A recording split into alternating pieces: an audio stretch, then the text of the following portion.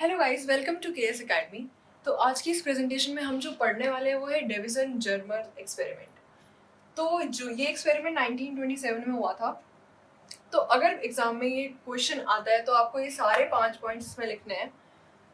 तो बात करते हैं इसकी डेविसन जर्मर एक्सपेरिमेंट। हम मेनली उससे दो चीज़ हमें हमारी प्रूफ होती है।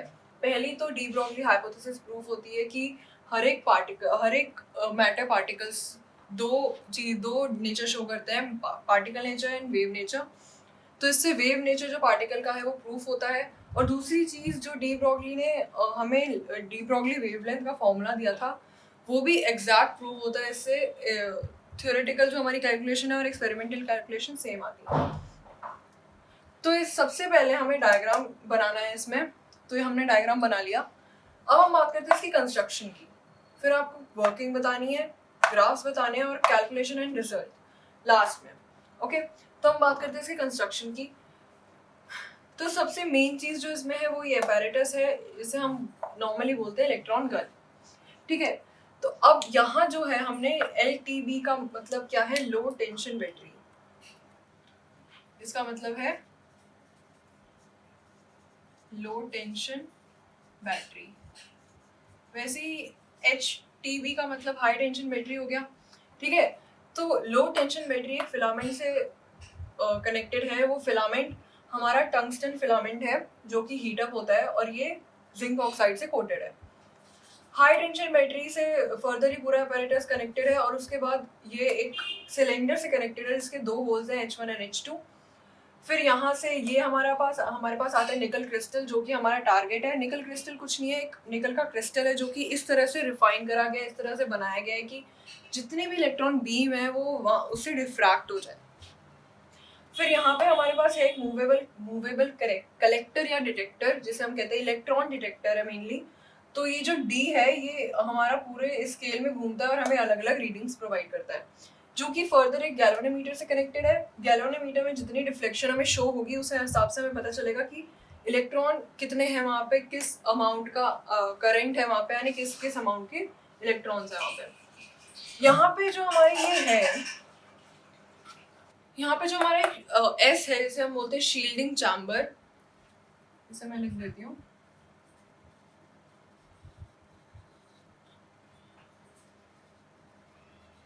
शील्डिंग चैम्बर जो है ये हम इसलिए प्रोवाइड करते हैं क्योंकि जो सेकेंडरी इलेक्ट्रॉन्स होंगे जो प्राइमरी इलेक्ट्रॉन से कोलाइड करके बने होंगे वो भी हमारे मूवेबल डिटेक्टर में डिटेक्ट हो जाएंगे। तो उसे अवॉइड करने के लिए हमें सिर्फ प्राइमरी इलेक्ट्रॉन्स मिले, उसके लिए हम एक शील्डिंग चैम्बर यहाँ पे लगाते हैं। ये तो हो गई इसकी कंस्ट्रक्शन की बात पूरी। अब हम आते हैं इसकी वर्किंग पे। डायग्राम हमने कर लिया, कंस्ट्रक्शन कर लिया, अब हम आते हैं वर्किंग पे। वर्किंग में क्या होगा, उन्होंने क्या करा, डेविसन जर्मर ने मिलके उन्होंने एक लो टेंशन बैटरी में अपना एक फिलामेंट कनेक्ट करा और यहाँ से वोल्टेज बढ़ानी शुरू करी, जिसकी वजह से जो इलेक्ट्रॉन बीम है वो एक सिलेंडर के अंदर से होके, इस सिलेंडर के अंदर से क्यों भेजा, क्योंकि इलेक्ट्रॉन्स तो कहीं पे भी डिस्पर्स हो सकते हैं, तो इसलिए उसे एक सिलेंडर में बहुत माइन्यूट होल से भेजा गया ताकि एक बीम की तरह एक इलेक्ट्रॉन्स वहाँ पे हमारे टारगेट पे जाएं। तो ये इलेक्ट्रॉन बीम जनरेट हुई। इस इलेक्ट्रॉन बीम को एक्सेलरेट करा V2 ने, हाई टेंशन बैटरी ने, जो जिसके कि मतलब लो टेंशन बैटरी में एक स्पेसिफाइड करंट होगा, बट हाई टेंशन बैटरी को जैसे जैसे यहाँ पे देखो रियोस्टेट लगा है, जैसे जैसे आप चेंज करोगे उतनी इलेक्ट्रॉन की बीम आगे फर्दर ट्रांसफर होती जाएगी। तो ये इलेक्ट्रॉन की बीम निकल क्रिस्टल को, यानी जो हमारा टारगेट है, उसे हिट करी। और उसके बाद हमने क्या देखा कि ये इलेक्ट्रॉन बीम्स डिफ्रैक्ट हो गई। डिफ्रैक्ट होने के बाद सबसे पहली चीज़ तो डिफ्रैक्ट हो गई, मतलब वेव नेचर शो हो रहा है। वो डिफ्रैक्ट हुई और यहाँ पे हमें पता कैसे चला कि वो डिफ्रैक्ट हुई, क्योंकि यहाँ पे जो हमारा मूवेबल डिटेक्टर है उसने डिटेक्ट कर लिया इलेक्ट्रॉन्स को यहाँ पे गैल्वेनोमीटर में डिफ्लेक्शन शो करके। तो हमें ये चीज़ कैसे पता चली, क्योंकि जो भी बीम्स यहाँ पे डिफ्रैक्ट होके आई उन्होंने एक पैटर्न फॉर्म किया। तो मैं यहाँ पे आपको बताती हूँ पैटर्न ऐसा कुछ था। पैटर्न कुछ ऐसा पैटर्न फॉर्म किया और इस इस पैटर्न से साफ हमें पता चल रहा है कि यहाँ पे जितने एरिया में इलेक्ट्रॉन्स बॉम्बार्ड हुए हैं, जितने एरिया में इलेक्ट्रॉन्स मिले हैं, उतने एरिया में कंस्ट्रक्टिव इंटरफेरेंस शो हुआ है। कंस्ट्रक्टिव इंटरफेरेंस, और जितना एरिया खाली बचा है वहां पे डिस्ट्रक्टिव इंटरफेरेंस शो हुआ है।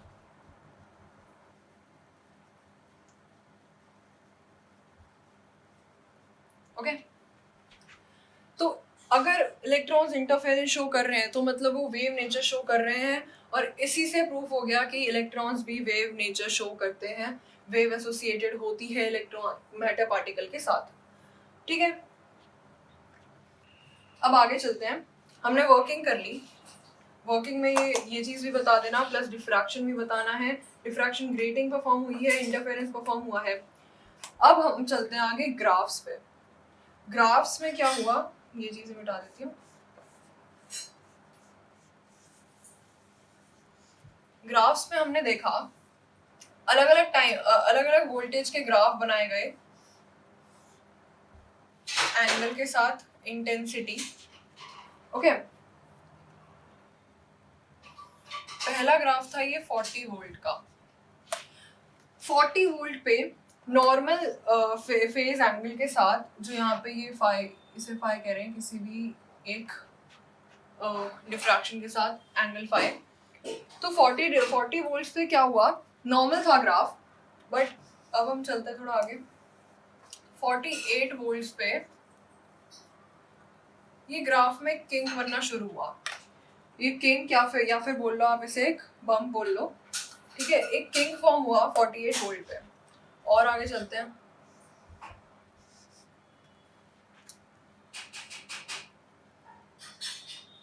फिफ्टी 54 वोल्ट्स पे जैसे ही पहुंचे, ये किंक बहुत बढ़ गया।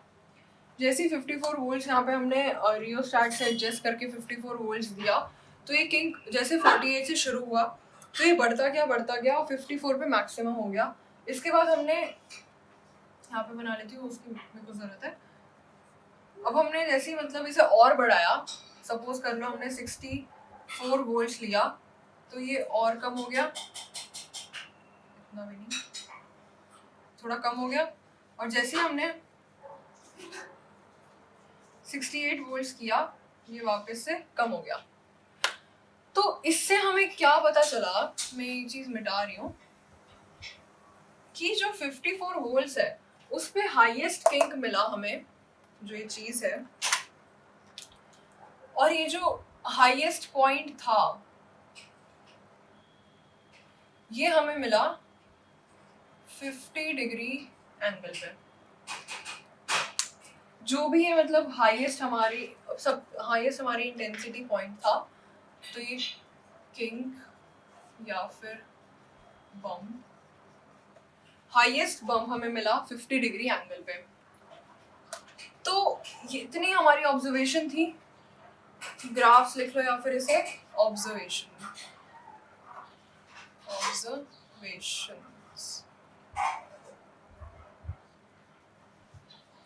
ओके, हमने ग्राफ्स और ऑब्जर्वेशंस भी कर लिए, हमने क्या क्या देखा इसमें, क्या क्या हमें मिला। ओके, अब निकालते हैं हमारी कैलकुलेशन एंड रिजल्ट। तो अगर हम रिजल्ट की बात करें तो इस ग्राफ से सबसे पहली चीज तो ये पता चली कि जो एंगल है वो इंटेंसिटी से रिलेट करता है, इंटेंसिटी के प्रोपोर्शनल है। दूसरी बात ये पता चली, पहली बात पता चली, दूसरी बात हमें ये पता चली कि 50 डिग्रीज पे सबसे ज्यादा हाईएस्ट किंक मिल रहा है हमें। वो हाईएस्ट किंक का मतलब क्या है कि वहां पे क्या हो रहा है, हमारा कंस्ट्रक्टिव इंटरफेरेंस फॉर्म हो रहा है।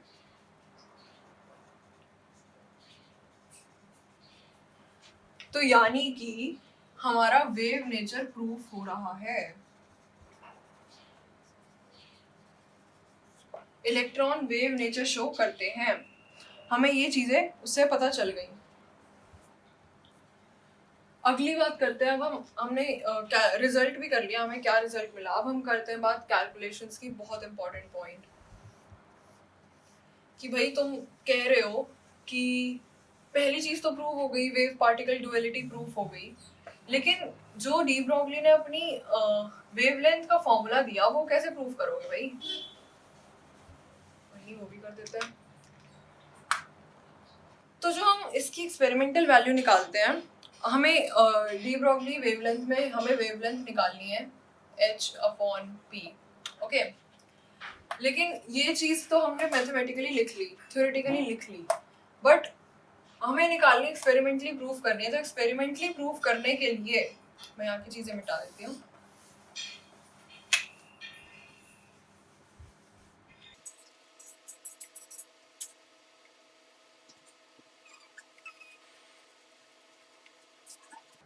कैलकुलेशन पार्ट करते हैं हम इसका। तो हम अकॉर्डिंग टू करेंगे, अकॉर्डिंग टू ब्रैग्स इक्वेशन। हमने ये चीज पढ़ी है 12th के इंटरफेरेंस में पढ़ी है, हमने डिफ्रैक्शन में पढ़ी है ब्रैग्स इक्वेशन। क्या होता है according to Bragg's equation? 2d sin theta equals n lambda, okay. जहाँ पे हमारा जो ये d है, ये दो मैक्सिमास के बीच का डिस्टेंस है, distance between two maximas. Central maxima से जैसे हमारा ये ग्राफ बनता था डिफ्रैक्शन में, याद है? तो सेंट्रल मैक्सिमा से किसी भी मैक्सिमा के डिस्टेंस को, इतने डिस्टेंस को हम लोग d बोलते हैं, स्मॉल d से रिप्रेजेंट करते हैं, ओके। थीटा है यहाँ पे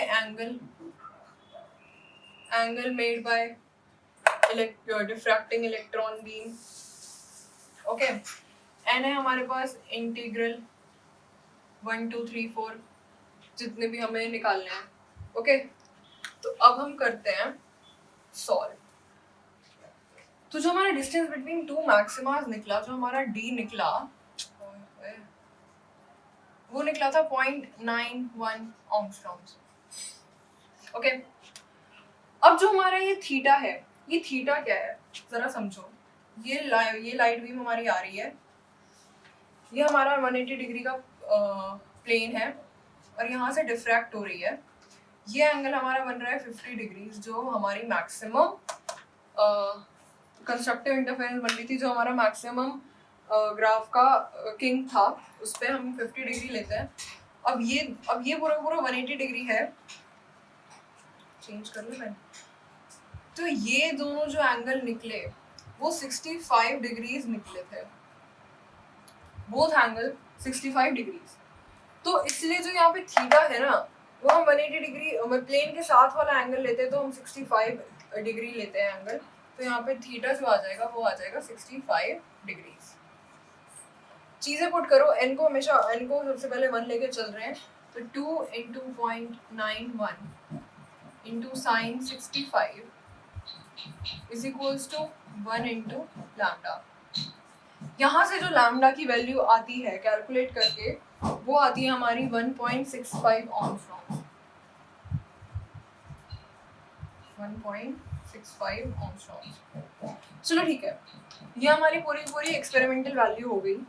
अब हमें चेक करना है कि ये थ्योरेटिकल वैल्यू के इक्वल है या नहीं है। तो कहाँ करूँ, इस वैल्यू को रहने देते हैं।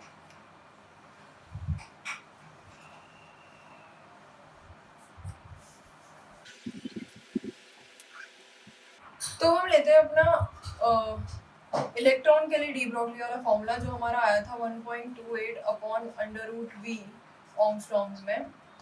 तो यहाँ पे जब हम √v में अपना 54 वोल्ट्स डालते हैं, जो कि हाईएस्ट किंग हमें प्रोवाइड कर रहा था, जहाँ पे कंस्ट्रक्टिव इंटरफेरेंस हो रहा था, यहाँ पे सबसे ज़्यादा नंबर ऑफ इलेक्ट्रॉन्स डिटेक्ट हो रहे थे डिटेक्टर से। तो वो हम अगर यहाँ पे डालें √54 ऑंगस्ट्रॉम्स में अगर लैम्डा निकलता है, तो इसका लैम्डा हमारा निकलता है अराउंड 1.67 ऑंगस्ट्रॉम्स। कई बुक्स में 6.6 भी है, कई बुक्स में 6.7 भी है। तो जैसा कि आप देख रहे हो कि बहुत सेम है, 1.6 बिल्कुल हद तक सेम है। तो इससे प्रूफ हो गया कि जो थ्योरेटिकल वैल्यू डी ब्रॉगली ने निकाली थी, लैम्डा की जो वैल्यू निकाली थी उन्होंने इलेक्ट्रॉन के लिए, जो कैलकुलेशन निकाली थी वो बिल्कुल करेक्ट थी।